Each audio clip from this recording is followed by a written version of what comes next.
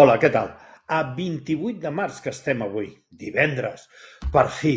Va, digue-ho tu. Això mateix. Informació de servei. El dia continuarà solejat. Al vespre es tornarà a ennuvolar, sobretot al nord del país, mentre que de cara a la nit s'esperen les primeres precipitacions. Bueno, això de les primeres, que com sempre seran més abundants al nord. Tornarà a bufar aquell vent que fa venir mal de cap. Anem a les notícies. El Comú d'Encamp ha presentat els comptes del 2024.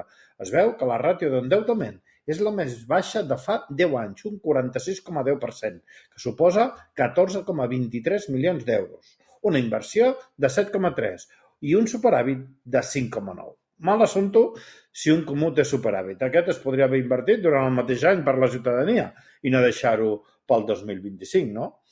Seguim amb notícies comunals, perquè a Ordino s'estrenarà un parc públic per l'esbarjo de gossos. Serà abans de l'estiu i aquesta actuació ha comportat l'actualització de l'ordenació, ja que serà un espai on es podrà portar els animals deslligats. El que haurien d'anar lligats són alguns humans, que són més perillosos que els animals.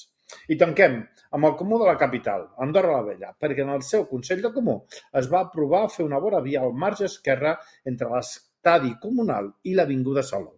El govern assumirà tota la despesa. És bona aquesta. Uns ho paguen i els altres es pengen les medalles.